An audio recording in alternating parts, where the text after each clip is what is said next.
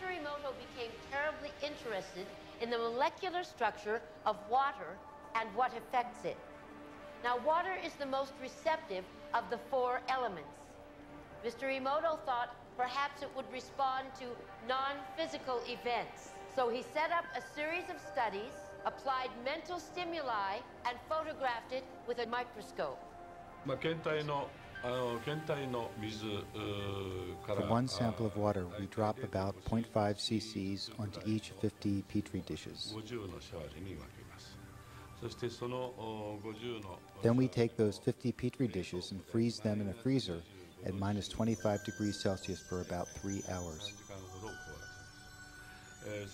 We take those frozen samples into a refrigerator that is set at minus 5 degrees Celsius, where a microscope with a camera is set up. There we take photographs of each of the 50 water drops individually. We first take photographs of water that we did not put any information in. Then we take the water with information and do the same procedure just described. We take those before and after photographs and compare the differences.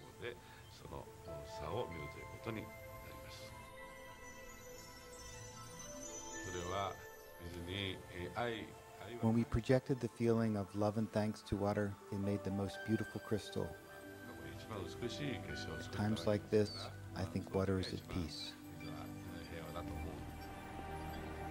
This first picture is a picture of water from the Fujiwara Dam. And this picture is the same water after receiving a blessing from a Zen Buddhist monk.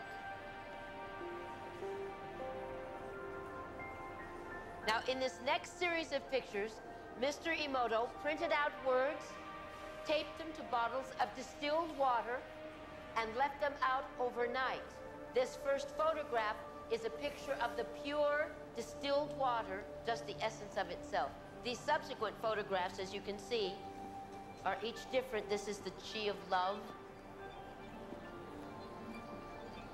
And we move along here to thank you.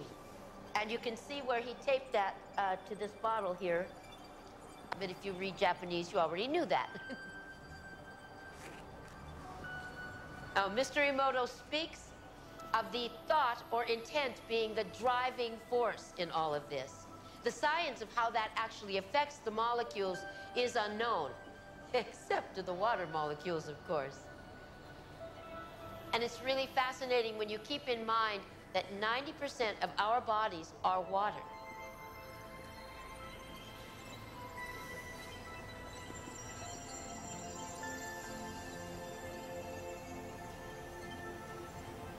Makes you wonder, doesn't it? If thoughts can do that to water, imagine what our thoughts can do to us.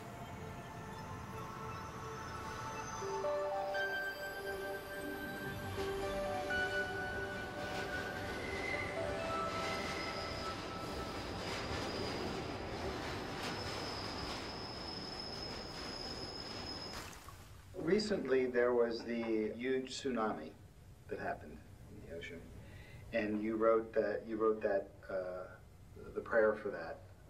That was great. Thank you.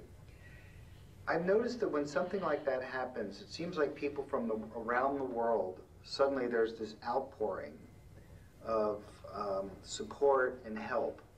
There's something about helping on the world level that seems to uplift everyone. What do you make of that? やはりその過去もう10年ぐらいの間にいろんなところで実験を Through my 10 years of research, I have been visually sending the message to people all over the world that people's prayers and thoughts can affect reality no matter where they are. 皆さんに届けられています。で、そういうような So because this idea had already been accepted by many in the world, people probably thought, oh, so that's how it works. If we try, our energy can reach there. Then we should all pray. 祈ろうというようなことになったんではないかと思いますね。そしてまたそれがAnd this is the reason why there are no great outbreaks of infectious disease as a result of the tsunami disaster. こういうような積み重ねによってやはり人々はもう With the repetition of similar actions, people may start regaining faith in prayers. していくようになるんではないだろうか。